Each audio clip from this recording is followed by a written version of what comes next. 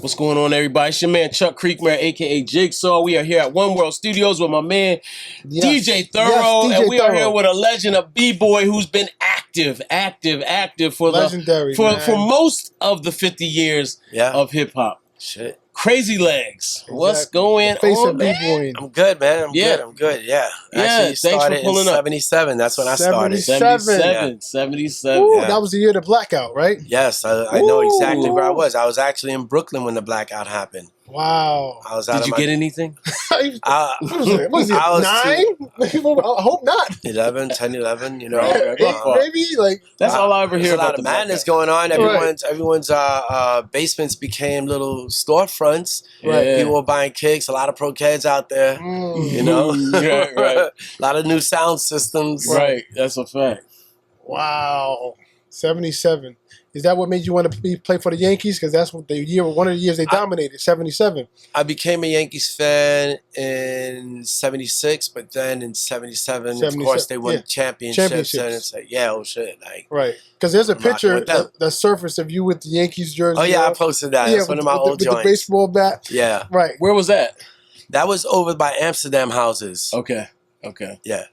And you wanted to be a baseball player. And you mentioned boxing earlier. Yeah, I love boxing, man. I don't mind getting punched in the face. Oh, my God. Yeah, I love boxing, too. I played baseball as well. But, you know, I grew up in a different areas, so the Phillies were my team. Of course. I wish I could have been like a legit boxer, but we were poor, you know. And I was supposed to go to the Junior Olympics with a lot of my other friends who in the neighborhood, but we didn't have $12, $14 for the registration fee. So I'm watching everyone else go. You know, I'm over here, the kid with the single parent raising 6 kids. So there was no money like that. It was all about welfare. Right. That's crazy.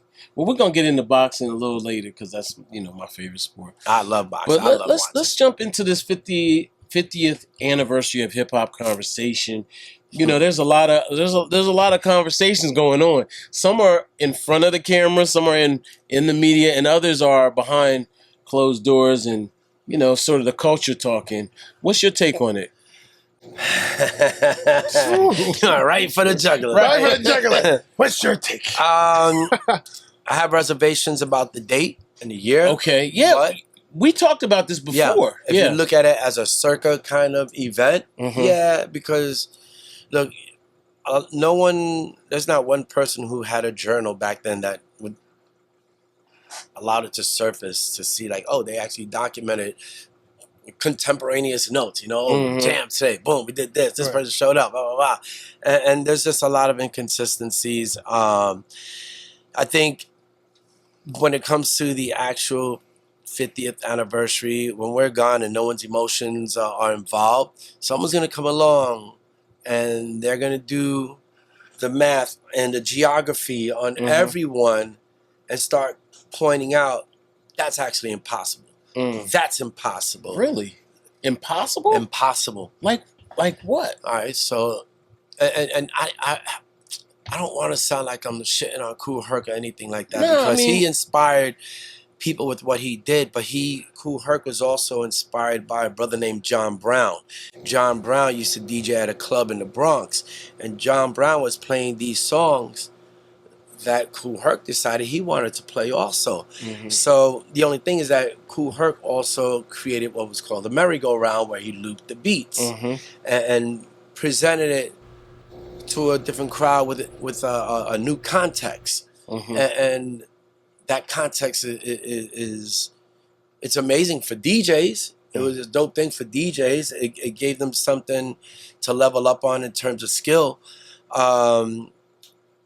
But yeah, I mean, you know, when we're also talking about who created hip hop, I mean, if you just dissect each element of hip hop and say, okay, Kool Herc created all these elements. Okay, how did he create breaking?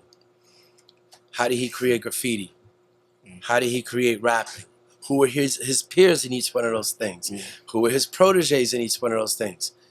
And it's impossible. And the reason why Kool Herc started being called the father of hip hop was because, well, up until like 1991, 92, we were referencing Africa Bambaataa as the father of hip hop, because Bambaataa was the one who was corralling the streets in a different kind of organized, unified way. Right. Under peace, unity, love, having fun, education, and Zulu Nation. You know, knowledge of self, things like that. There were like 5% lessons that were also in there. There were lessons from other cultural backgrounds. So it was really about a worldly kind of vibe and coming together of people. But in this one Zulu meeting in like 91, 92, Bam comes in and he says, hey, everybody, you know, from now on, I want you to call Kool Herc the father of hip hop, and you can call me the godfather of hip hop. Right. Which threw us off because I didn't get it, you know, but Bam's personal thing was Kool Herc was the dude who inspired him to play records that Bam already had, but then Bam had more than that as well. That's why they called him the master of records. Right. But it's not like there was a community consensus on the date or who was the father or anything like that. But can I say something real quick? You know, somebody else told me just what you just said, more or less. I probably taught them that shit. You don't even know. But that they did in fact agree that would occur, like that was agreed upon, I guess you could say. But then you got to look at all the brothers who are in the parks before Kool Herc. DJ D, Disco Mario, all these other people. Flowers. Yeah, well, Flowers is disco DJ. Right. You know? And he was doing a lot of stuff in Woodside. Right. And then they made their way into Manhattan. They weren't really up in the Bronx. Right. I did see Flowers in the Bronx one time on 180th Street by Mapes Avenue when he DJ'd there, but that was like maybe 79. Yeah. You know, it's interesting. I interviewed a group called Nucleus. Do you remember them? Yeah. They did like electro funk. Yeah. Jam on it. Yeah. They have their own, you said electro funk, but they do have their own Brooklyn hip hop narrative, so to speak. Yeah, but I mean, where are the receipts? Yeah.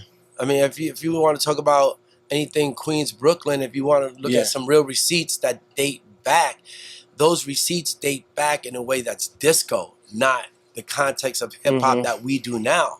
Right. You know, even Baby J, who was part of, I think it was New Sounds or something like that.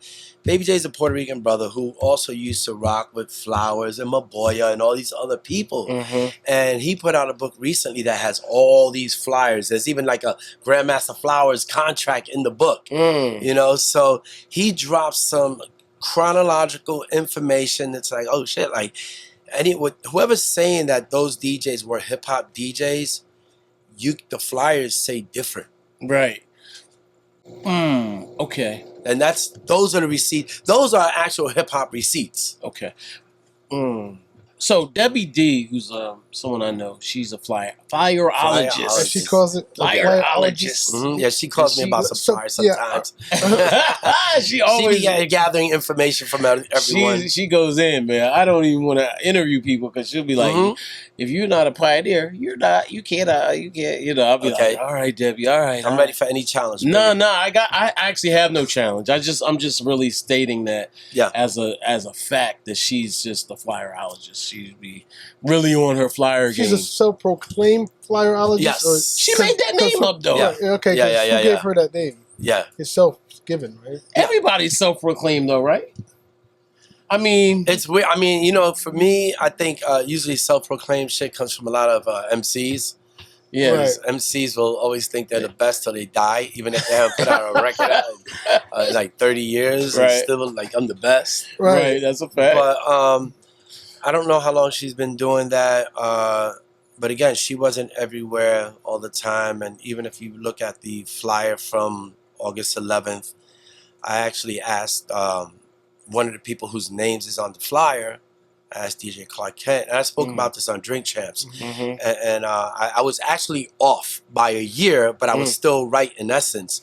You know, I asked Clark Kent, I was like, hey, like, let me know if I'm wrong. Like, school me, educate me. Like, did that jam happen? He goes, yo, I didn't even know Kool Herc that year. Right. And that was 73. He didn't know Kool Herc. It should be noted that the flyer that's in circulation is 73. it's a recreation. It's not a real flyer. No, but let me finish. Okay, I'm sorry. So I spoke to another brother, and I'm not going to throw anyone's names under the bus because I don't want to cause any other beefs or anything like that. But there was a communication with Kool Herc's team where people like never saw that flyer before.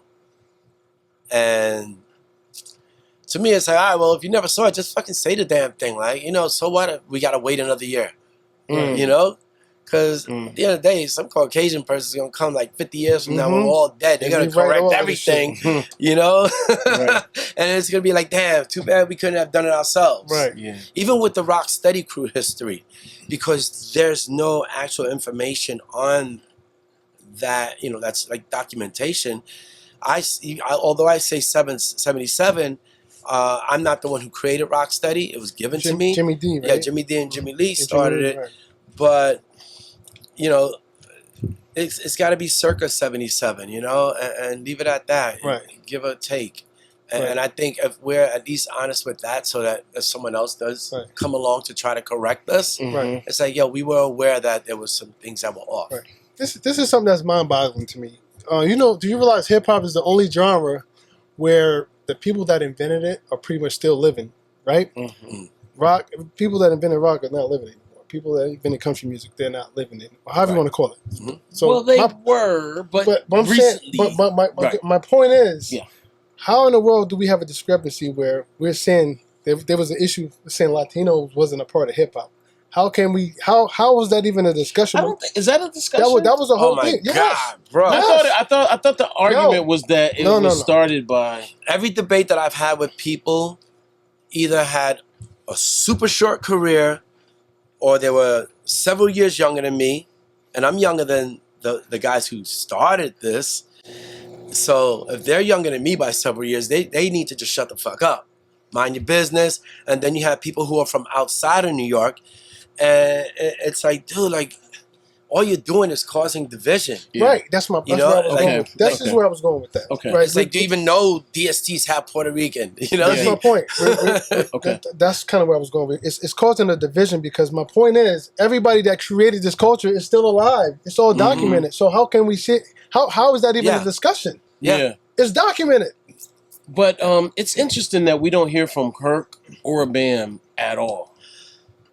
I don't know. I mean, I don't know where Herc is. I don't know where Bam is. I mean, beat the shit out of me, man. Beats the shit out of me. I mean, at the end of the day, you have, you know, whether it's B-boys, like, look, graffiti. There are people who could trace graffiti back to, within the context of hip-hop. So let's keep that on point. Within the context of hip-hop, to Philly. Cornbread. Yeah. Listen, I interviewed Cornbread. I had it was an off the and I don't know him, so correct me. Let me say I talked to Cornbread, and oh my, his conversation was off the hook. I don't know how else to put it, but he said so much. I've been trying to get him ever since for a real interview, and he has a lot to say about it. A lot. But is it from, and I don't know what his current state is financially or whatever, is it from a well thought out situation or is it a bitter situation like he's doing bad? No. There's always a bunch of old school hip hop heads who want to ruffle feathers just because they're doing bad. Yeah, I don't think it was that. I mean, absolutely. He'd be like, yo, I wrote on an elephant. I was doing graffiti on an elephant. And that's you know, that's well documented. You know, so he you know, kind of comes from that lens.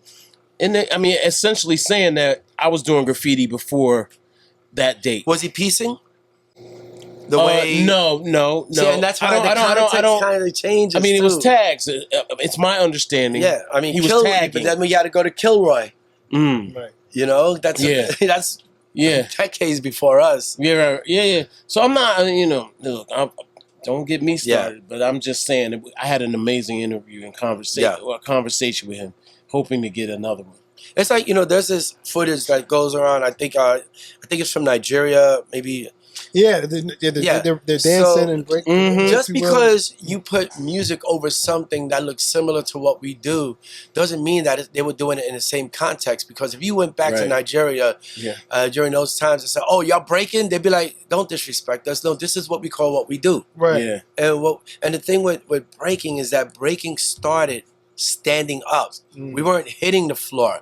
People started hitting the floor because they were emulating James Brown. They were emulating Michael Jackson. And then there was this guy, Roberto Roena from Fania All-Stars, when he was dancing in Zaire, I think it was Zaire, in 1973, who was actually more advanced than any b-boy I had seen early on. Right. And he was just doing it from the Southside perspective, but he represents his Afrocentricity, as well. So it's like we move a certain way as a people, right?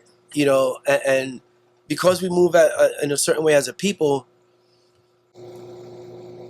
100 years from now, somebody's going to hear some beats and start moving the same way because it's just the way we respond. Right. And people forget that it's not that somebody else created breaking so long ago. You know, it's that no, man. This is what happens when you start playing beats. Yeah. Right. When we start bugging out, you know, we start going off. Right. Let me ask you, where does the West Coast come into play? You know, I'm thinking, you know, my man. Boogaloo Shrimp, Turbo, and Shabadoo, and even like Rerun, and you know Fred. You know what I mean? Like Fred Berry. You have, and they probably kill me for saying this, like funk styles movement.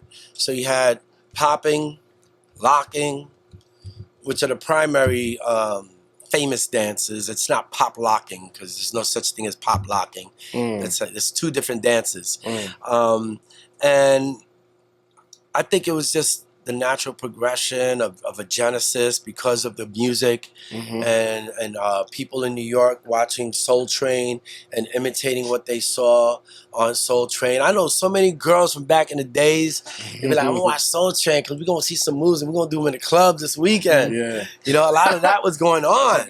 Right. You know, so they eventually merged with hip hop in the early 80s, but they were actually before hip hop. Popping and locking was already making moves before hip hop. Yeah. Right. Way before. They had their own thing, whether it be from Fresno or different areas. You have the lockers, the electric boogaloos. And the reason why people call the dance electric boogie over here is because they saw the electric boogaloos. And since nobody knew what the name of the dance was, people started calling it electric boogie, and then the lockers were called the lockers, and then people learned about pop, and then you have pop locking, get it all wrong, and jumble it all up. So, but that's also a question that would be better answered by someone from the West Coast. I don't really like to always step my boundaries on stuff like that. That's dope. Let's talk about this. Let's talk about how Rocksteady Crew introduced the world to b-boying, and it was through a movie. From my understanding, or just perspective from when I first saw it for the first time, was in Flashdance. Well, right, but hold on, and let's talk about how prior to that, breaking played out before the world even knew it existed, and you single-handedly someone could arguably say you single-handedly brought it back. All right, so even before, let's do it in chronological. Right, let's do it in chronological. By 1979, I was just getting better, and the dance was dying. Right, it was dying. I was mocked by people. Oh, you still getting your clothes dirty? Right, and the retirement age for a b-boy was super young, like maybe 16, 17. Right. You stop, you know, because you trying to get your Job Corps thing on in the summer, go meet some honeys, and that's what we were doing. Well, not me, because I didn't have a job. I was just breaking. But that's what a lot of my friends started doing. So they were on their path to becoming adults and having responsibilities. For me, I ended up moving to Manhattan for 4 years. I met people out there, and I was just seeking out people to just battle, you know, find anyone I could and just battle. And each time I would battle someone, because most of the people I met, their skills weren't at the same level as mine, because I'm coming from the Bronx, and I was also the main innovator at the time. You know, I made up the backspin, the windmill, all these other things. You made up the windmill? Yeah. It was originally called the continuous backspin. But Because what was I? So I was still hungry, and I was battling people, and people would be like, I'll smoke them, and then be like, yo, man, there's this dude you should battle. I know this dude, man. And then all along, it's like I kept bumping into dudes that got smoked by somebody else, and they were using me as like the mercenary b-boy to go run up on them and just catch some wreck on them. B-boy. Yeah. So I eventually started forming a crew with all these people, and I'm gonna give you the short version, but eventually I connected with Jimmy D, the original president of Rocksteady. I'm like, yo, got a squad down there. My heart is with Rocksteady. Can I have a chapter? They gave me a chapter, and 6 months later, they just gave me the whole thing because my squad was about 500 deep. Wow. And you figure I was 14, 15, and I had a squad of 500 people, and I'm controlling people who are several years older than me. Right. Which is, I think about that shit now, and I'm just like, why the fuck were they listening to me? These dudes are like almost adults, and they're listening to me. But I also know that when it came down to representing my skill and putting my reputation on the line to maintain my name, I was the first one battling. I was battling everyone. I was going everywhere, getting chased out of places, almost get stabbed or get shot at, and I was doing things that nobody else was doing. Right. And I don't really like to say I did it by myself, because if you don't have competition, how can you do it by yourself? You need somebody. So there would be a point where someone would be like, oh man, it's fucked up. This dude left the crew, man. Yo, man, we should go step to him. Like, nah, man. All it means is that he's gonna start another crew, get some proteges. It's more people to battle. Right. It brings the scene back to life. Yeah. And I didn't have many well thought out things back then, but my idea of how that could generate more dancers in the scene, it was strategic. I would tell people, no, don't worry. So it's all good. I don't care if somebody leaves, because I always reinvent it. Yeah. Right. What about the battle at Lincoln Center? Lincoln Center. 81, right? 1981. August 15th, 1981. So we had already battled Dynamic Rockers at a place called USA Skating Rink, Roosevelt Avenue, Queens. Now, we were working on Style Wars, and it turned out that, Henry Chalfant, the producer, wanted to, do what we normally do, split up Rocksteady crew into two crews, and we do a show, we battle against each other. But I'm thinking like, yo, we got these dudes over here, like, they talking shit, like we over here teaching them, because we would just go to USA Skating Rink because there was girls there, but we had a battle there. It was a battle between me and Little Crazy Legs versus Ken Swift and his crew, and then both crews merged. Right. But we started hanging out there often. Like, oh shit, this is fly over here. Like, we got fly girls over here. So we kept coming back every week, and we would teach people. And then next thing you know, they come up to us like, yo, we want to battle you. I'm like, battle us? We taught you. What are you talking about? Right. And then next thing you know, they got this name, Dynamic Rockers. And that's how they got into Style Wars. And because we were on their turf, and when the crowd, and you see in Style Wars, they say who won, and they say it's a tie. It's like, come on, man. How the hell am I in your neighborhood, and I'm walking out with a tie? Right. That's a win. Yeah, that's a win in my book. That's a win. Right. So when we had the Lincoln Center thing happening, I invited them to come battle us on neutral ground. Right. So it was like Bronx and Manhattan versus Queens and Brooklyn. So we battled them there. It was the first time anything hip-hop happened in Lincoln Center. I was part of the Lincoln Center Out of Doors program.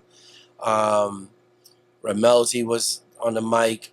This dude named DJ Spy from Brooklyn was on the turntables. I'm not sure if Fat Freddy was part of it. I really don't remember. And it was Rocksteady versus Dynamic. But by the time the battle was over, when they asked who won, all you heard was Rocksteady, real loud. You could see Dynamic saying something, but you couldn't hear what was being said. Right. So it was just like a straight up beatdown. Yeah, that's crazy. So yeah, it's crazy because August 15th is their annual beatdown day. It's the annual beatdown day. So I have to rename it. Oh, well, and that event was televised, correct? Or something? It wasn't televised, but it came out of the news. Yeah, because there's footage here and there. Yeah, those are independent. I don't know how far. But they come out on the news. Came out like National Geographic, New York Times, New York Post, Right. Newsday, New York Newsday.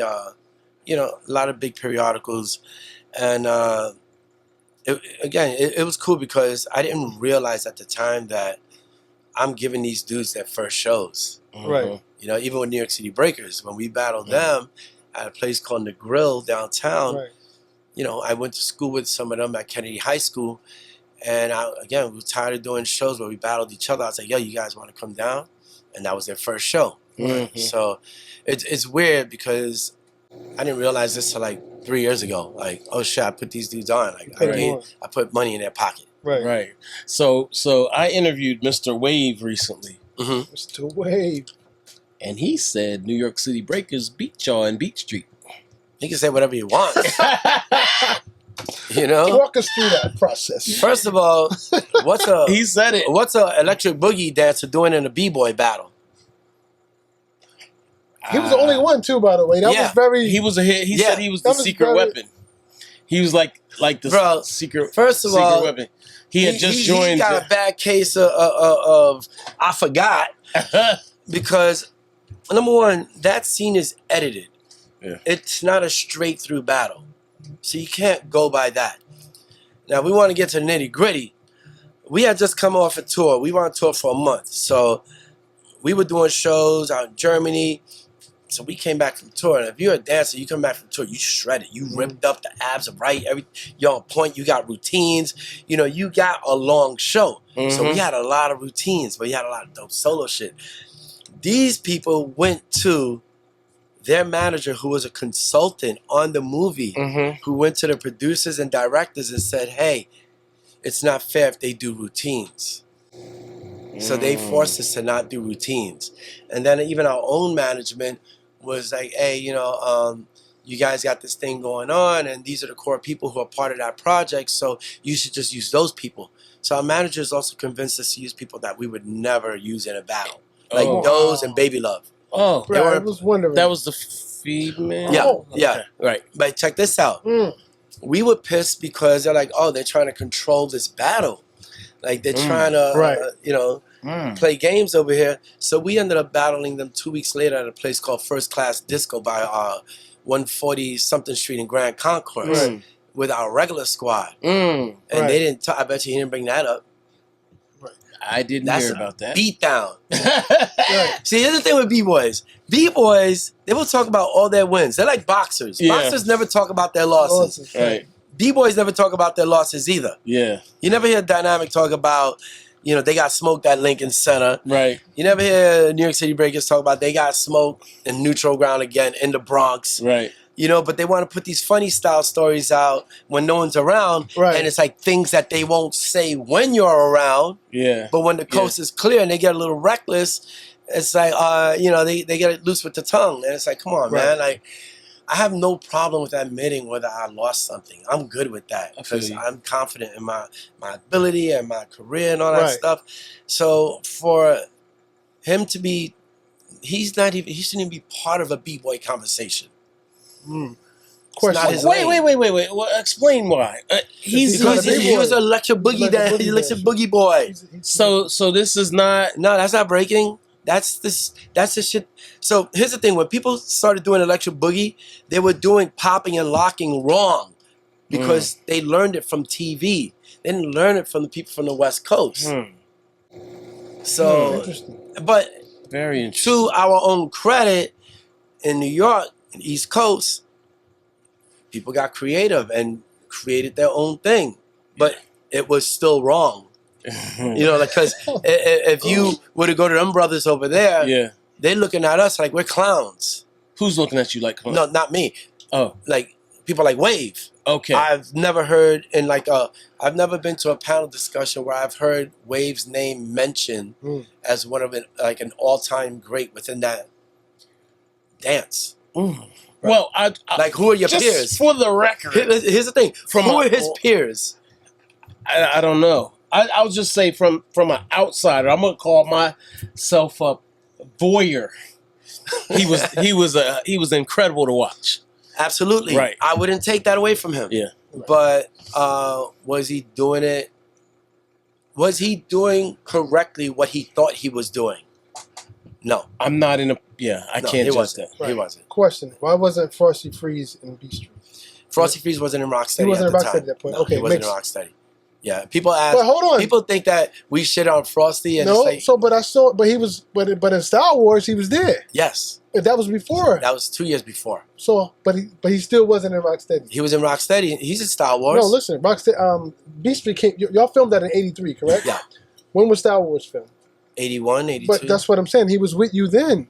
Yeah, but then he got kicked out. Oh, he got kicked out. Yeah. Makes sense. Okay, he got kicked Here's the out. thing with Frosty. Not that he wasn't in there. He got kicked out. Let me tell you about See, Frosty. say that. Okay, you didn't say was that. Frosty was my dude, man. Right. Okay. Shit, man. From me going to his mom's house and eating oxtail and all that shit, that was my dude, man. There was Right. always a meal waiting for me at his crib. You know, cabbage, all that good shit. Right. But Frosty was like 3 years older than us. Okay.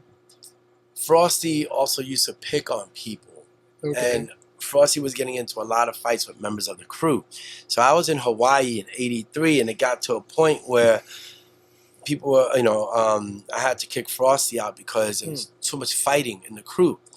But the thing is, Frosty will pick on you, but he won't let anyone fuck with you. He will protect his crew. Mm-hmm. Right. But he was also abusing some of the people. And that became a problem. So I was just like, all right, yo, you got to go. Like, we can't do this I anymore. always wondered And why that was he before Beach Street. Okay, I always wondered why was. But I'll tell you one thing, like, a lot of people think that, like, me and Frosty were at odds, and a lot of times we were at odds because Frosty wanted things done in a certain way that benefited Frosty, and I'm like, nah, it doesn't work like that, bro. Like, we got a crew, we got to treat people fairly, and but on Frosty's deathbed, like, I was with him there.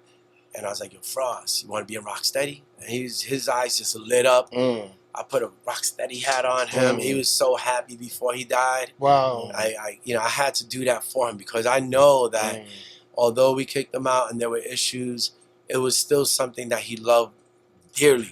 Yeah. And for me to do that for him, before he died, I think that was really important for him.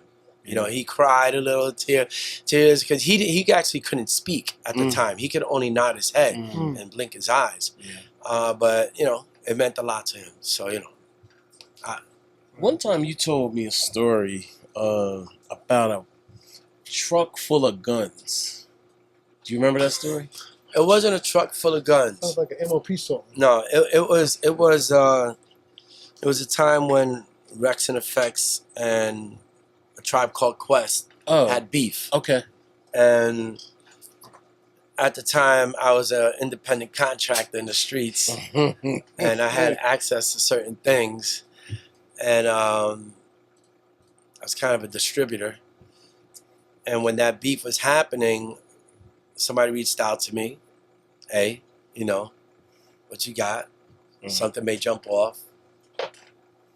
Keep shit around the blocks, wheel wells, whatever we had to do. Yeah.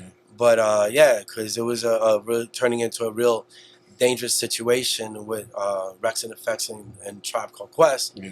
And me, I'm the unsuspecting dude. I like goofing around, talking shit, whatever. But I did my own little dirt on the low. Yeah.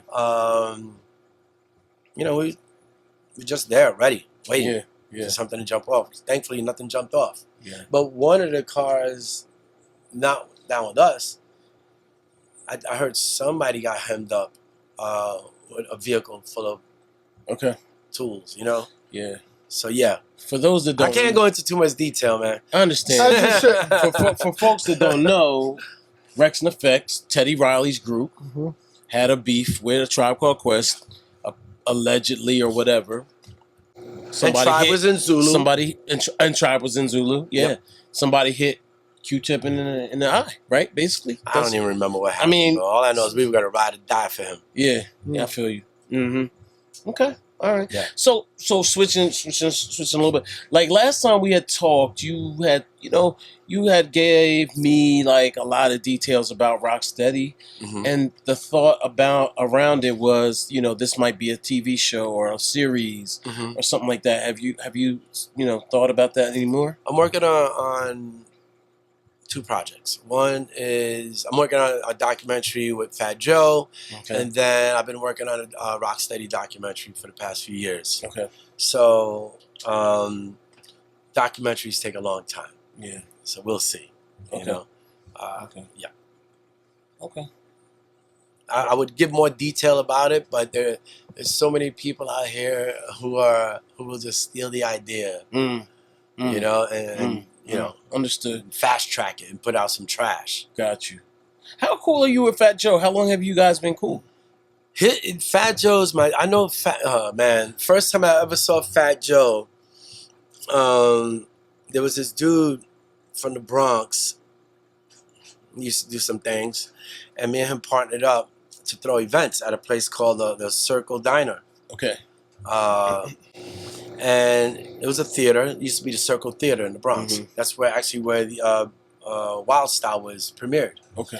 So we started doing shows. We had Brand Nubian, Lord Finesse for this one gig, and then next thing you know, some dude jumps on stage. And normally I keep my shit on point with stage. Like we got security hold it down. No one can just jump up there. And this dude gets on a mic and he just starts spitting a rhyme. He's not even supposed to perform. I'm like, yo, what the fuck is going on? But to me, like whenever I've thrown events and somebody was able to slip through the cracks, whether it's sneaking in the place or getting on the mic, I'm like, damn, they got me. Yeah. And I kind of admire the hustle, so I don't even get mad unless they're like trash. But Joe went up there, he just spit and left the stage, and that was the first time I saw him. But Joe has a history in the streets too, and Joe knows my guys from my area who were doing things, and so we were all aware of each other. We didn't hang out with each other because it wasn't rivals, but people had their own operations in certain parts of the Bronx, and you didn't really cross up like that. So when I started doing Rocksteady anniversaries was when I really started to communicate with Joe more, and we're fans of each other, and I think we're more fans of each other than anything. I'll do anything for Joe. That's my dude, but it's weird because we're tight, but we've never, I'm not part of his inner circle, but he's also not part of my inner circle. Right. But at the same time, we have this kind of leadership relationship, right. Which is also a strong thing, especially in the streets. Yeah.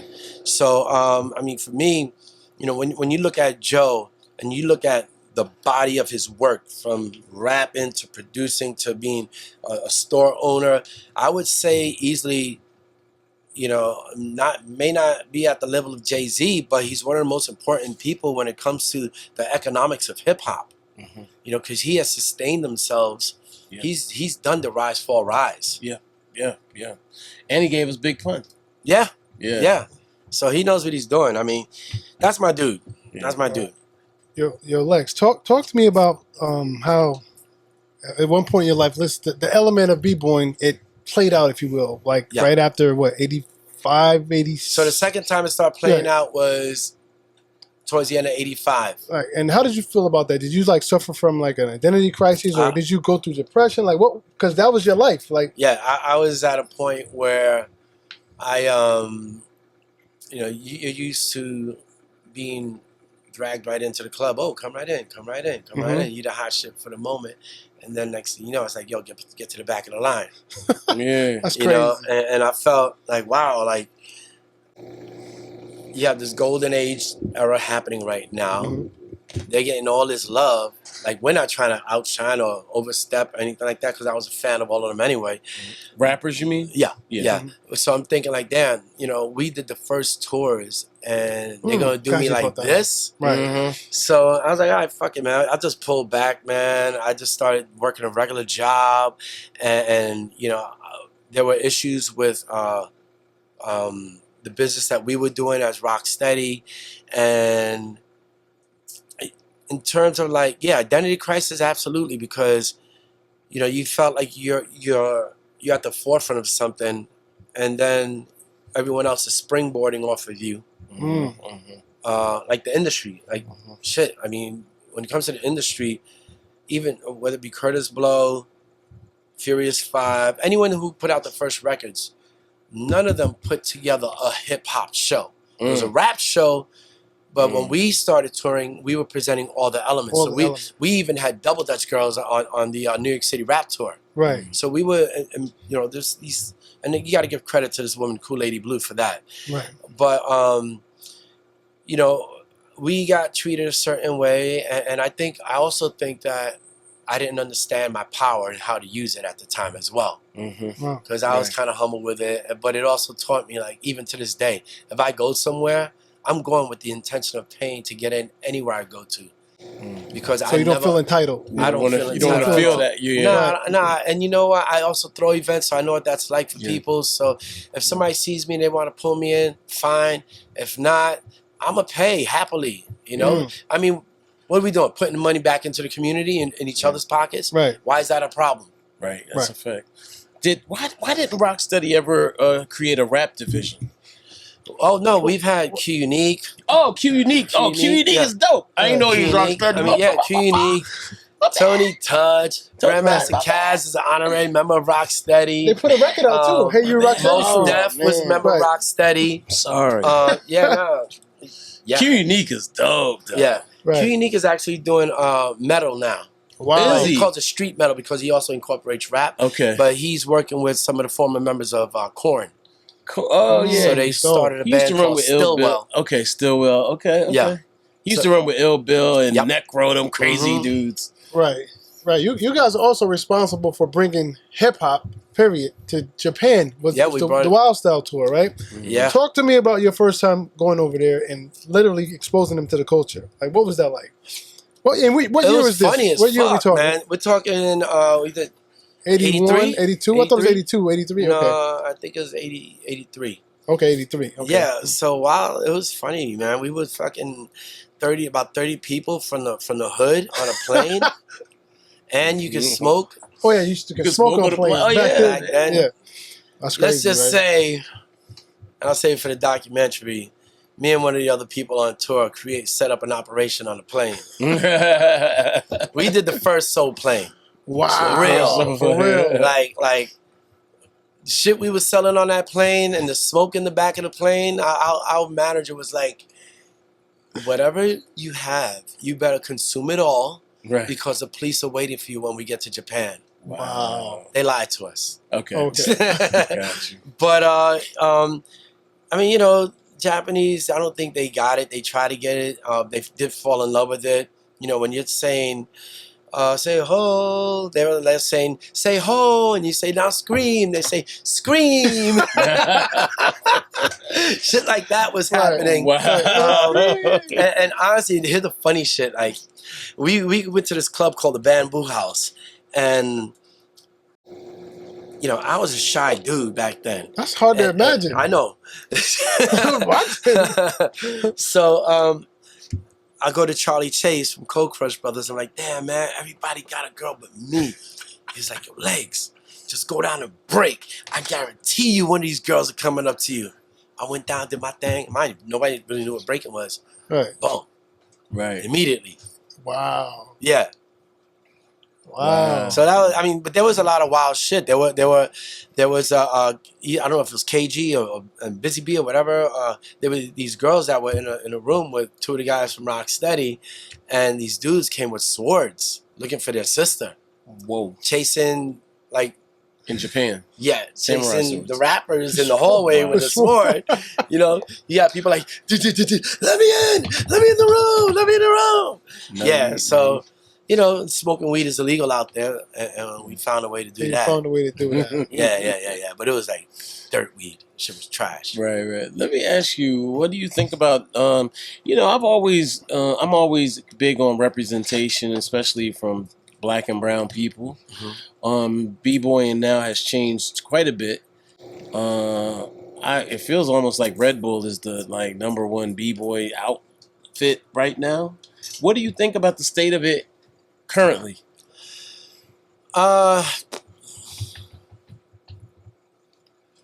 think at any period of time, you can look at one direction, it sucks. And you can look at another direction, it's great. Same thing with rap. Yeah. I don't like to make a blanket statement about the scene because I'm not looking at everything all the time. Yeah. So I think it's unfair when people get self-righteous about who they are and what they do and just like, yo, fucking, this trap shit is whack. I'm like, yo, man, like, let the kids, that's their voice now, let them live. Yeah. Let them live. I don't care. Like, I like some of it. Yeah. You know, and like, I think I'm one of a few dudes my age who like some of it. Yeah. But I don't believe in hating on Well, I'm not asking B-boys, MCs, graffiti writers, anything like that. Okay. You know, I think that, you know, with the Olympics coming, it's a platform. It's a great platform to be on. But I think with respect to us as people of color who created hip-hop, we have to look at the Olympics for what it is. It's a world platform. You know, the same way basketball is in the Olympics will never be the NBA. So we need to make sure that all these companies who are producing events, we look at them as the outsiders that they are. Do they bring some good to us? Do they elevate and put money in people's pockets? Yeah. Do they put the right amount of money in people's pockets? Not always. But and with the Olympics, you know, for me, my main concern with that is, will they have a nice ambassadorship program that can lead into the hood and also teach people about, okay, these are the people it came from. Let's start with that first, you know, and then figure out why did they like by default come up with this whole culture?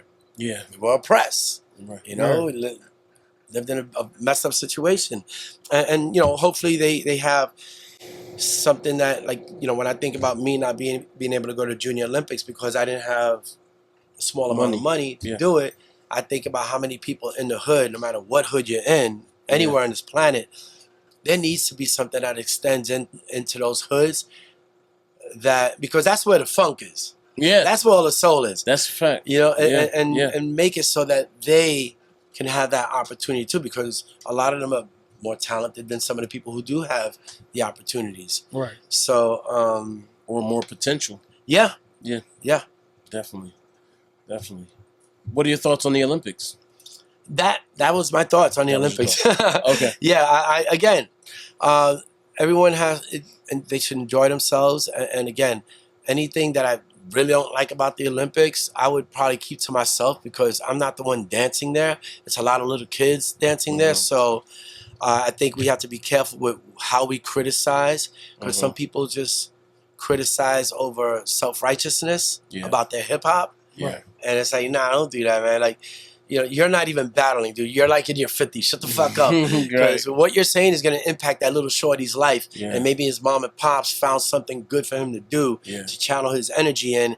And you're shattering that kid's dream because they also look up to you. Yeah. And they're going to take your word as bond. Yeah. And you saying some sideways shit just because you weren't invited to be a judge. Or you weren't invited to be a consultant. Right. Or you're not being honored because you were there at the very beginning. Right. And it's like, dude, it ain't about you. Who decides who can be in the Olympics in terms of competing to be a b-boy? How does that work? I think any Olympic genre it operates the same way. You have to gain points through national qualifiers, World Games, Pan American Games, things like that. Yeah, and you establish your points. Okay. And, you know, hopefully they don't do any funny style stuff. Because I did hear something where someone who hasn't been necessarily at these qualifying events, I think they're trying to change the rules just to slide them in. Right. Wow. Which is really messed up because there's dudes who are sacrificing their family time, their bodies, their business time, their work time, you know, to do this. And then for someone to come along and not go through the same path, it's just unfair. Right. Yeah. One more thing I want to ask you, going back to the movie Beat Street, and maybe you know about this, maybe you were there when he was filming this part. So I've heard stories that Lee, when Lee was dancing, Robert Taylor, shout out to Robert Taylor, AKA Who Rocky. won't respond to any DM.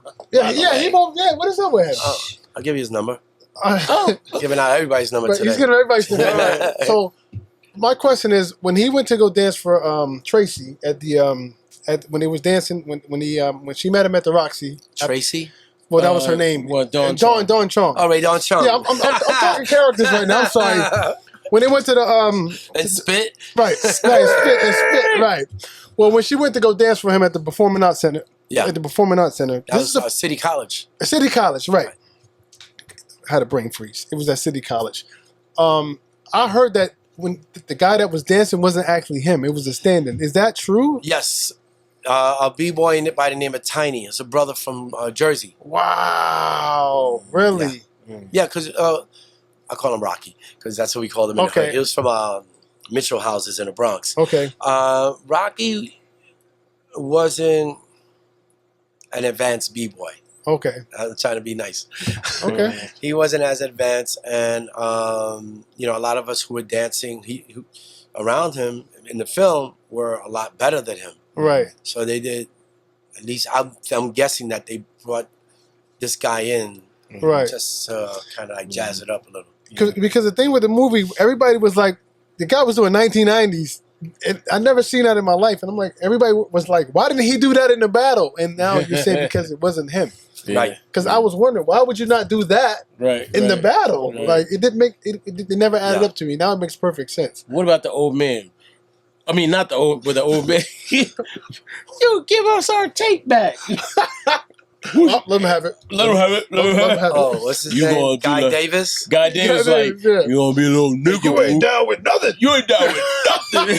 He was a soap opera actor. Yeah. He was. Yeah, he was at that time. We didn't know who he was, man. Yeah. I didn't know who he was. He was My mother related probably to. knew. Wasn't that Ozzie Davis's son? Really? Who was he related to? I think so. Yeah, he was. Ozzie Davis. Ozzie Davis' son. Yeah. Right. Yeah. They was connected, man. Come Voices on, man. Right. Come on. Right. And when what was it, when Kiriaki and them crashed the party, why wasn't you in that scene? Did you have anything to do with who was going to be I in think what it was scene? just the framing of the shot and a small doorway that they were walking through and the size of the place. I was there, though. Okay, I was always I'm like, why was his legs in this part? Right? Okay, so let me ask you this. Did you hate when the white guy chewed the can? Well, I thought he was Puerto Rican. I mean, I thought he was white. I don't know what he is. I thought he was Puerto Rican. I thought he was white. Nah, I don't think he's... He had a fur well, at least he was coat on. playing a Puerto Rican. First of all, I love I B don't Street. know. Don't get me He said us confused. Puerto Ricans got to stick together. He said that. Oh, he said that? He said that? He said Yeah, that. but you know, I mean... I don't know. I'm just saying. I didn't write the script. Shit. Don't shoot. I'm just watching what I 40? sort of watch. B Street turns 40 next year, correct? 40? Yes. Yeah, 40 next year. So, we're I love B Street. Let me just get it very, very clear. It was we did an interview and, we discussed it. And it was, it was a movie. Yeah. It was a movie. Yeah. So it was a good movie, and it might have not been as pure as maybe people had wanted it to be, but it was a movie, which is why it was a better movie than Breaking, because it had the plot, it had the protagonist, the antagonist. I think Wild Style was better though than all. Wild Style, yeah, because it was more raw. It was more of an acting was horrible, but what'd you think of Breaking? I mean, you never into any of those movies because it was just too much fluff. It was too much neon and shit like that, and funny style clothing that the dudes probably didn't wear anyway. Yeah, it was just like Hollywood dressing them up. The thing I like about Beat Street and Wild Style is that we wore our own gear for the most part. For the most part, yeah. Right. Well, and whatever we wore that wasn't ours was still some shit that we would have worn. Right. Now you had on the sheep. I bought a sheepskin because of you. Did you know that? Oh, dope. Because of a legendary subway scene, the battle scene, when you had the gray sheepskin. Had my gray sheepskin, elite suit, and a mock neck, and the Zulu beads. Right. You was like, no way. Yeah. That's not even my voice. I know that. That's what I was going to tell you. You don't talk like that. Whose voice is that? That was crazy. Like, they would do voiceovers, and I'm like, that's not his voice. Like, he didn't say that. No. You know what I mean? That was dope. Can you give a quick word about Harry Belafonte? Yeah, Harry Belafonte. I mean, Harry, he was a nice guy, man. The one thing that, if there were any words that ever stood out to me between myself and him was one day he was wearing this ring, had LM on it. And me and my little ghetto ass, I'm like, oh, love money. And then he looked at me with all seriousness and he's like, love many. Wow. Like, fuck, man, he got me. Wow. But it stayed with me, you know. But Harry Belafonte was a nice guy, man. Yeah. I got some cool exclusive photos of him too. Okay. I got to show you this on camera. I wore this coat because of you. Yeah, man. Me too. With the sheepskin. Oh, yeah. Except you paid for yours. Yep, I paid for mine. Yeah, you got yours for free. Was Rocksteady ever perceived as a gang? Wow. All right. Or was it a gang? No, we didn't have the gang title. Did we do some? Certain people did more gang shit than other in the crew because some people street pharmacists. But then we had another, my main squad in the Bronx of like my close friends. That was a different situation. That was a very dangerous one. Very, very dangerous. And that we got labeled by the police as a gang. Right. Because some members who were not really dancing anymore went and did something else, but because they were in Rocksteady, they got labeled a gang. Rocksteady got labeled a gang. So it even gets, there's this book called Random Family. Okay. It's about some street shit, in New York back in the 80s, and they reference Rocksteady crew in it, and that shit bothered me. I was like, damn, it's true. So is it fair to say that you were literally living a double life? Yeah, I did. Okay. I mean, it's not because I wanted to. Right. We grew up struggling, and it's weird because I have a lot of remorse for shit that I've done in the past, and because I think about how some of my actions could have caused destruction in people's lives. Right. And I mean, in the worst way. And, I got to a point in my life where so many of my friends were dying because of what they were into. And, one day I was on a stakeout and I just started, we were trying to find somebody. And I just sat there. I was just like, fuck this shit. Next day, I walked away from everything. I started doing volunteer work for 3 days a week for 3 years at a place in the South Bronx because I felt like if I could, I'm going to use my skill to help some kids. Right. And give them this opportunity to learn how to break, but also give them some guidance. Teach some things that they're not gonna really get, and give up myself. We took over wetlands. I had kids from the ages of like 8 to 15 run the box office, host a show, and for adults, right? And they ran the merch. Just I was giving them these things to do to help them understand that you could do business too. Right. So when it comes to like my remorse, I feel fucked up because of shit that I put in the streets, and I wasn't a drug dealer, right. That was never my thing. Yeah. But I put things in the streets that probably fucked up people's shit, and again, never anything that I'm proud of or that I even wanted to do. But I also am the same dude who grew up without a father figure, no mentor. I was a leader at an early age, so I couldn't show that I didn't know how to lead. So even when I was wrong, I had to act like I had a plan B already in play, right? As if it was all thought out, right? And I was born in the hood, and I caught my beat downs. We did shit like to other people, and it's unfortunate, and I only talk about it because I hope that people say like, yo, you don't have to do that. I'm not going to do that, Say to themselves, I'm not going to do that shit. Because you will as you develop into a man or woman, you're gonna have some remorse if you have a heart. Right. You know, and when my heart turned on, man, there were moments where I've talked about this and I've just completely cried. Yeah. So, you know, it's I think it's unfortunate, you know, and the crazy thing is that what we were getting from the feds. Yeah. Wow. The feds. And it wasn't me directly. Right. Right. Someone else, but they were getting, you know, shit from the feds. Wow. You know, one day I come home, I had picked up like 18 Mac 11s. Wow. And go back home chilling, and I turn on the TV. A couple hours later, everybody I was just with was getting arrested on the tarmac at LaGuardia Airport. Right. And I was like, oh shit, they got me on video or something.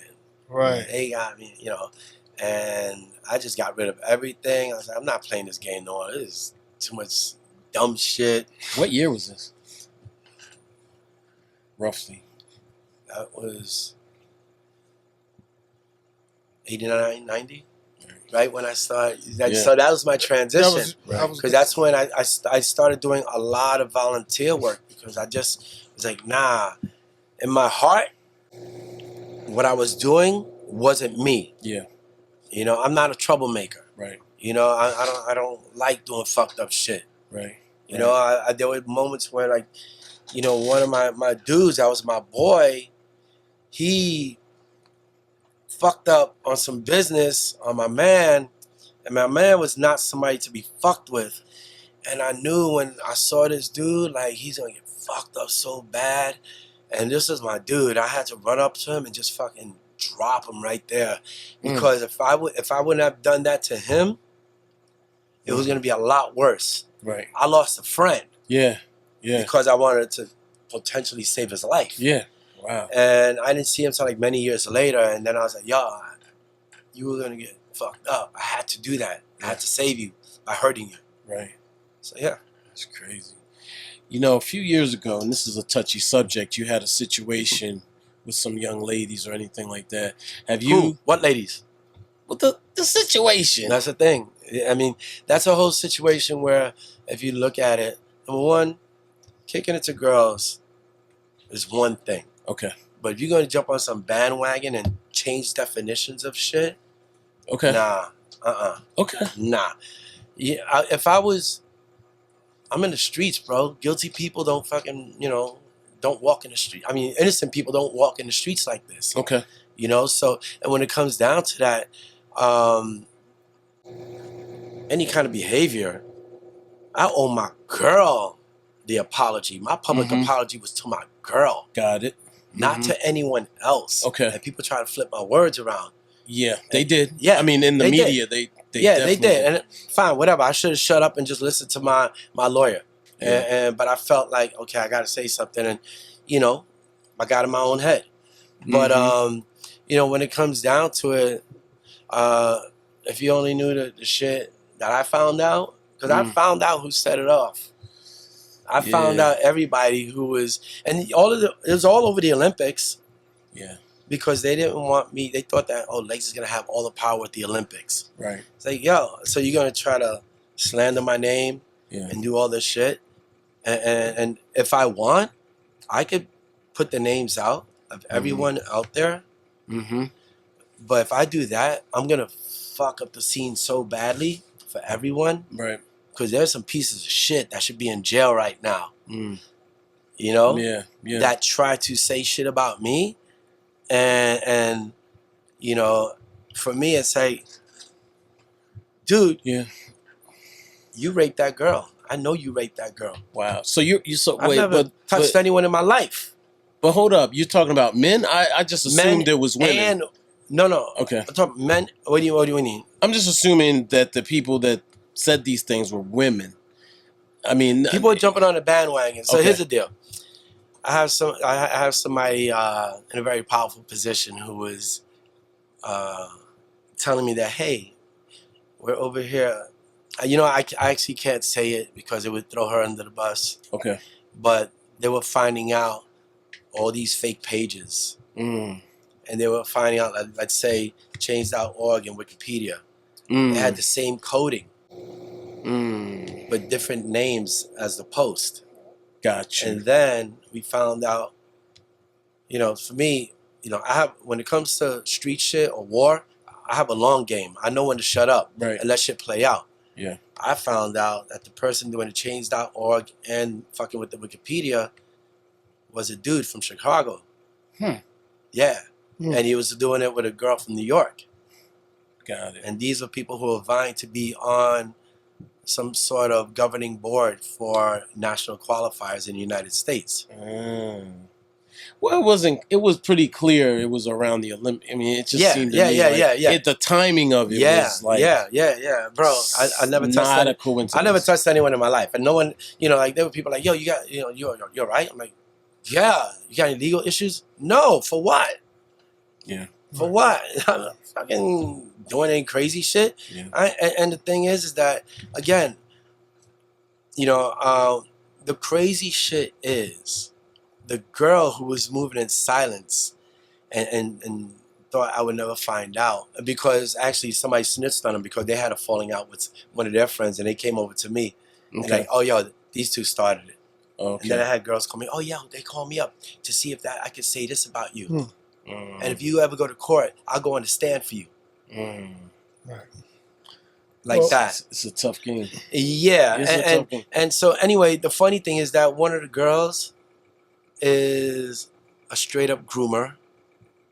And I know this, and she's also a molester, because we were on tour together, and she jumped in a shower with another girl that was on tour with us, so we had to separate their rooms because she tried to take advantage of the girl in the shower. Oh my goodness. And she's actually still at the forefront of some of the shit that's going on within the dance scene. Yeah. Have you ever thought about revealing, just... Oh, here's the thing. I'd rather kill him with success. Because if I go a different route, I know what I'm capable of, and I'm not trying to go there. Trust me, there are people who reached out from dark areas. Yo, what you need me to do? I can only imagine. For real. I can literally only imagine. And I'm like, nah, leave it alone. Yeah. Leave it alone, because, my thing is, I didn't expose those names because I'm thinking about all the kids that it's gonna mess it up for. Right. Because with breaking going to the Olympics, it had to be bigger than me. Yeah. And that was tough to deal with. I can imagine. That was absolutely tough to deal with. You're looking at, anyone, the worst thoughts you could think of. Yeah. And those went through my head. Yeah. From revenge to offing myself. Wow. But I was like, wait a second, I'm not even in trouble. Right. Yeah. And you start hearing things, and you start to believe some of the some of the shit that you are hearing, and it's like, wait a second, I didn't fucking do that. I didn't do this. Yeah. And this girl complaining about me talking to that girl. That girl's on OnlyFans, and she solicited me. Right. Right. No. And you trying to make this girl look like she's little Sweet Polly purebred. Right. And she's selling her ass online. Right. And it's not like I joined OnlyFans, Yeah. I feel you. So, but then again, if I say who that girl is, I'm gonna fuck up their whole family. Right.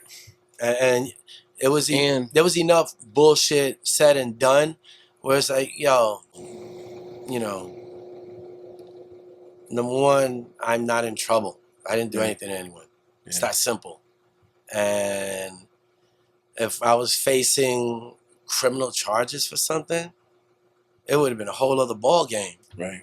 But I was very confident in, knowing that I didn't do anything. Yeah, I feel you. You have the festival. Well, you've actually consistently done the festivals. Yeah, this is the 10th year. 10th year. Yeah, so I started So I just want to say something about you and your give back game, because I've been to your crib once, and your mentorship has been, I'd say it's admirable, because you have always been an ambassador for the culture in a way that a lot of people aren't. in particular, again, I'm not a pioneer of hip hop, but to say that a lot of folks have not been as consistent in that regard. I do my give back because I grew up poor, and I know what that's like. I know what it's like to be in a abusive situation, alcoholism and drugs in the household, all kinds of wild shit. And mind you, my mom did a fucking amazing job, all things considered. Yeah. But there was some, men that she was with who, put hands on us, put hands on her, to the point where, I used to get hit with a whip. Straight up whip. A whip? Whip from a tree. No, not a switch. That's a whip. switch. Whip Oh, shit. and a Cat o' nine Who the hell had a whip? Exactly. A whip? So, yeah. Damn. So, here's the thing. I think about all the mental trauma that causes for kids. I know what it did to me. So if there are things that I can do to help people in the community, I'm going to do it. I do a lot in Puerto Rico over the past several years. I've, through crowdfunding and also just steering money, to like the Boys and Girls Club, we raised about $300,000-$400,000 and gave it in its entirety. Yeah. I didn't keep anything for myself. Like people would even get mad at me, like, "Yo, just buy yourself a bottle of water with that, because it's okay. Right. You can do that, Most people do it. Yeah, it's all right." But I just felt like, nah, I got to give all this 100% to these people because they're suffering. People are dying, and if we can save some lives, let's do it. Yeah. But I think if someone gets into that, you have to, whether it's humanitarian relief after a disaster or just giving back. It's shit that fucks with your head. The disaster relief. Absolutely. The disaster relief with my childhood, the PTSD that caused in me. Yeah. Like I got diagnosed with PTSD. Yeah. And then I looked up all the things that, the symptoms of PTSD when I was diagnosed with it. If there were 20 symptoms, I had 18 of them. Right. That's crazy. So it's like, wow. Yeah. So I had to, Have you done therapy, counseling? Yes. 3 years. Yeah. Okay. Yeah. Okay. Therapy, meditation, got to know myself better. That's why, it's funny because I always wonder, people I've done interviews over the past year or whatever, and you're the first person to bring it up. Shit. Really? Yeah. He's a good journalist. No, but here's the thing. and I admire that. Yeah. Because I don't have anything to hide. But I also respect you as a journalist, and I think you wouldn't be the journalist that you're trying to be if you didn't ask me that. And I think a lot of people in hip-hop, because everyone's always trying to protect each other, they're scared to ask questions or bring shit up. I'm like, motherfucker, just ask me. Yo, Legs, you do this? No. No, what the fuck? Who are we talking about? Who's this person? Right. Because there's never been a person. Right. That's a fact. There's never been a person. That's an actual fact. And if you're gonna say I kicked it to you, that's one thing. But don't let me show you the receipts on you. Right. Because girl, you ain't no angel. Right. No. So, but I chose not to blow up people's spots, and I think that has a lot to do with coming from the streets. My boys from the Bronx, I always felt like it was a true, take it to the grave kind of thing. And I could be at war with you, and if I know a secret that is not supposed to get out, it ain't gonna come out of me. Yeah. So you're not one of these people that's a lot of talking on these blogs and these podcasts. Nah, that shit is stupid, man. People fucking snitching on themselves on records and blogs. I don't get it. Yeah. But the festival itself, the festival is designed to, it's a for-profit situation, but, and I always say, the festival gives, but it's really me that's giving. Yeah. When we raise money, I always donate money towards an educational program that is doing something in the hood. Right. So. Where does it take place? This year we have Dumble House set up. We have What else? We're gonna be doing something at the Cola Club, which is on top of the THC Museum. Okay. And then we're working on another venue. I'm not gonna mention that yet because we gotta lock that in this week. But it should be fun. It'll be educational. It'll be a party. It won't be the big blowout that we did in Puerto Rico last year with Black Eyed Peas and all these other people, because this is the first time I'm doing this festival in New York. So I don't want to get over my head.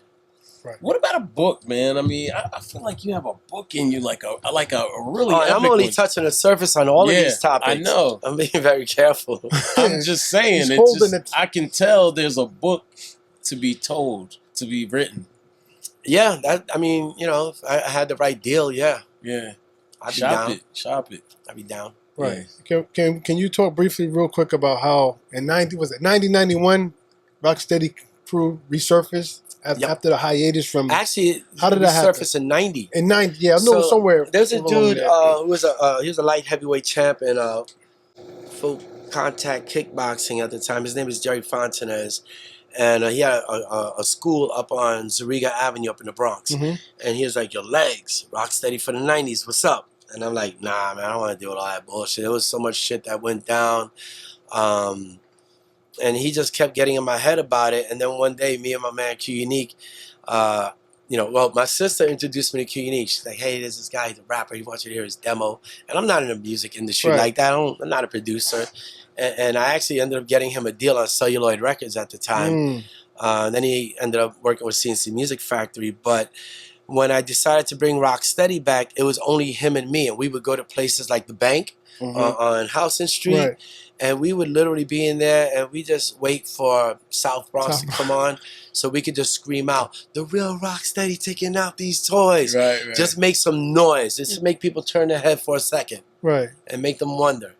And that's how we started bringing it back, just by simply letting people know that we were around. Right. And then there was something doing with the Source. Like you guys actually started performing, your full-fledged performance since the 80s started at the Source, correct? It was an event with the Source. Yeah. That was during New Music Seminar. Okay. And the Source had that party. They had a party at the Bank also. Right. And it was shortly after my friend Buck Ford died, who was my best friend. And the main reason why I turned away from all the bullshit, was like, I'm done with this. And we were part of a show that had Ultramagnetic, KRS-One, shit, man, it was a bunch of people. Right. Tim Dog, rest in peace. Pencil on wax. Oh wait, maybe he wasn't even out yet.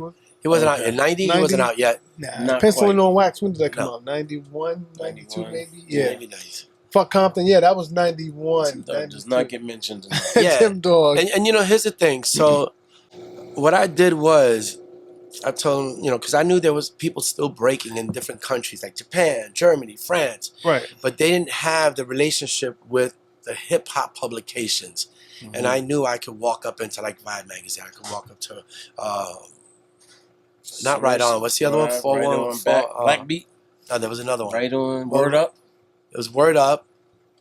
The Source. Rap like Pages. 411 Rap Pages. What's yeah. Anyway, I knew that I could go into those places, and if I could make our presence felt, we get written up. Right. And if people who are around the world getting those magazines, they would see like, oh, okay, I can still keep practicing because these dudes are getting down. Right. So what I did was, I ended up.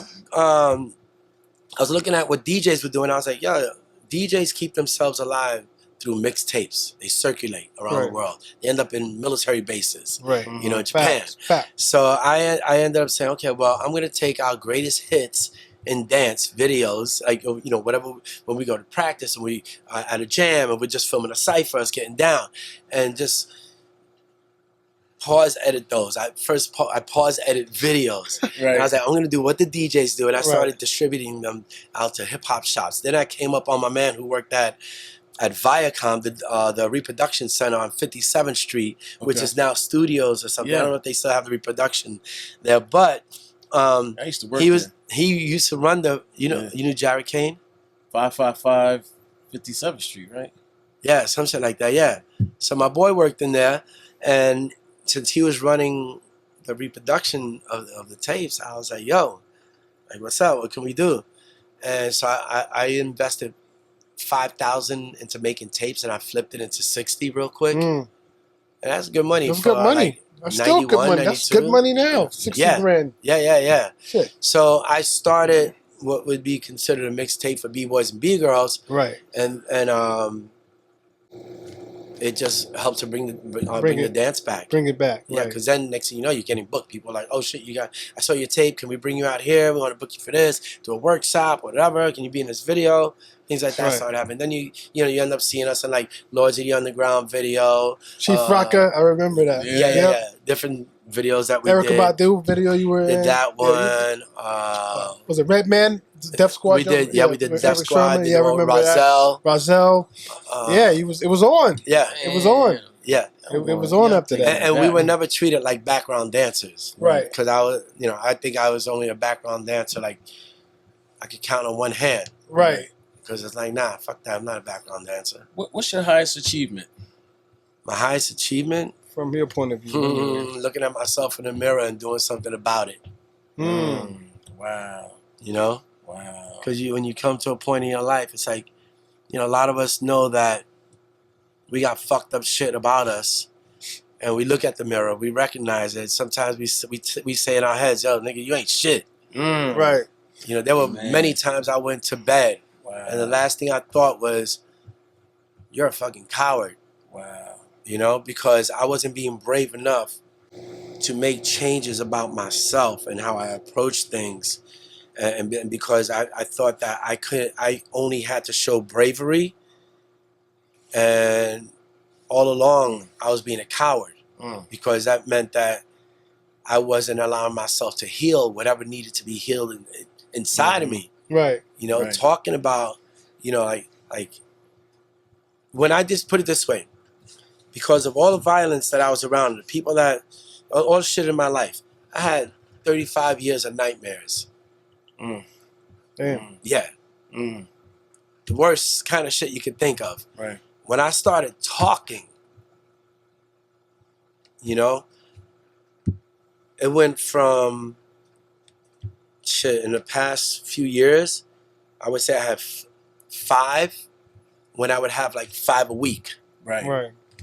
And that was because I was like, yo, I need to know what makes me tick and figure me out because I could be better. And you can look at yourself in the mirror, but the hardest part is the actual work.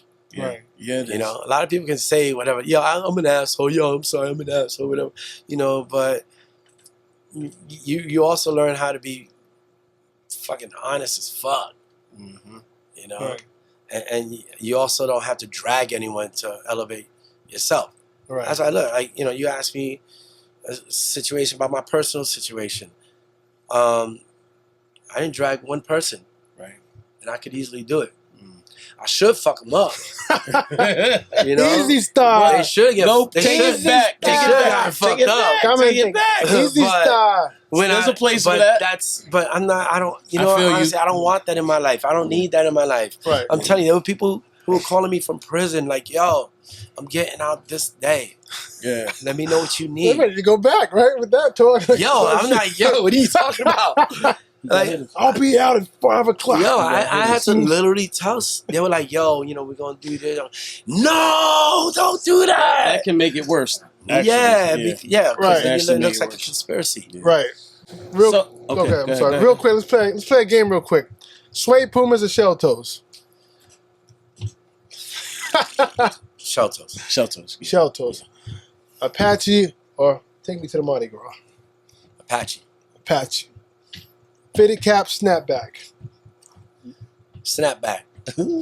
I get it. You want to know the reason why? Why? I think I know the reason to this. Because my hair grows into an afro. If my hair grows too long, I got to expand. Right. My hair doesn't go down.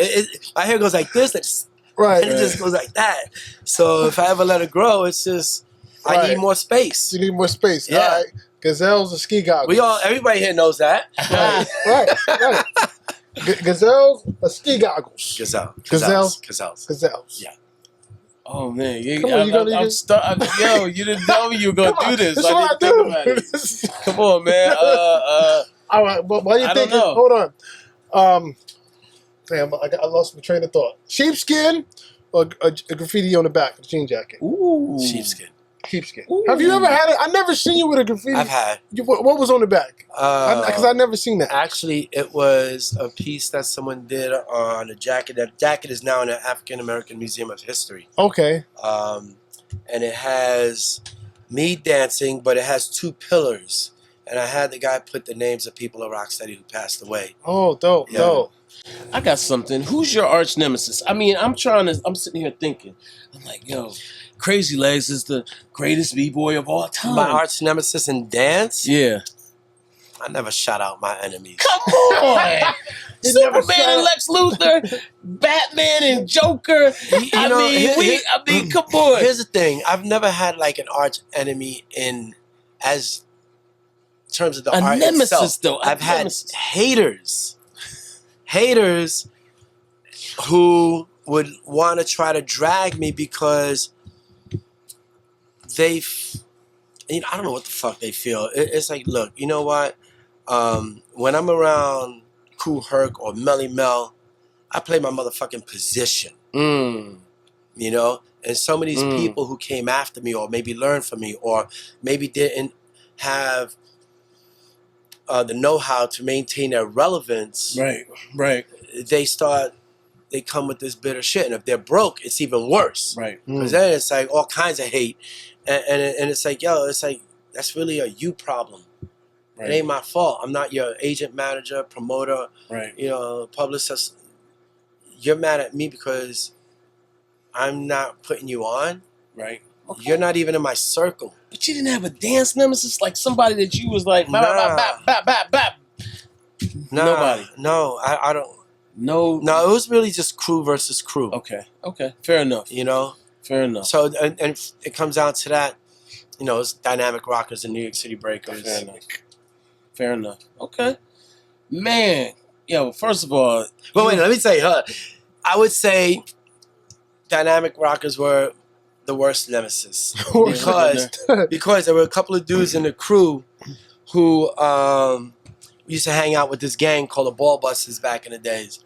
And Ball Busters was a Dominican gang from around 137th, and they expanded all over the city. And at the time, Rocksteady, we had our little ghetto celebrity status. Like we had Rocksteady Park on 99th Street in Amsterdam. We had members in different boroughs. And girls caused problems, man, because there would be girls walk by the park, you know, Rocksteady, they doing shows now, whatever, looking in the park, trying to get attention. And if we don't know that they got a man and they come and hang out with us, it caused wars. Yeah, right. You know, and a lot of people died because of that. Wow. Yeah, no, there's a lot of people who died over that shit. Yeah, so there's one dude, 2 times they jumped me on the train, on the one train. One, when I was on my way to Roxy to go do a show. Both times, you know, I went in there bloody. I fought, did my thing. Yeah. I can't, I'm still here. Yeah. But they jumped me, and then they came to one of our shows at a place called the Peppermint Lounge, and this dude, who's one of the dudes on the train who jumped me, he was coming down the stairs with this dude from the gang, and I'm like, oh man, they're gonna try to throw me down the stairs. So I'm like, all right, fuck it, I'm going straight towards them, and they're going instead of me, and they went, and then I ran down the stairs to do the stomp action, because that's what it was. Yeah. You know, here's the thing, man. The shit that we used to do as kids to hurt somebody, stomping someone out, that's some psychotic shit that older people were teaching us that we had to do. You know, so, you know, when I think about how many times I've done that, it's disgusting. I have a lot of remorse for it. I can't believe I did certain things. You know, because I don't want to be that. I definitely don't want to be that kind of example to my son. Right. You know, but you know, when it goes beyond the dance, like, you know, there was, like, people talk about, people would battle instead of fight. It's not true, because if I got beef with you, we got beef. Yeah. If you disrespect my girl, we got beef. I'm not gonna be like, well, honey, there's gonna be some dancing now. I will defend you right now. There's gonna be some dancing now. Step back. Yo, I heard that so many Windmill's times. gonna get I'm crazy. so glad you said that because Beat Street is like, and it's like, I was like, really? Okay. Where that came from was there was an episode of 2020 back in the early 80s. No, That's Incredible. Back in the early 80s, and they interviewed New York City breakers, and one of them said, yeah, instead of fighting, we dance. I'm like, and we were like, where'd they get that shit from? Right. Because they hung out with stick-up kids too. Right.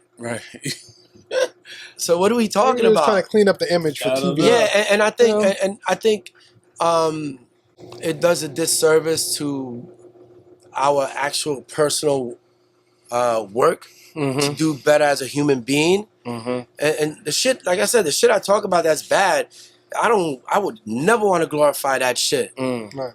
But I want people to know, yo, you can about face that shit and make shit right. And you could be all right. Yeah. Yeah. And that's the only thing I want people to get out of it.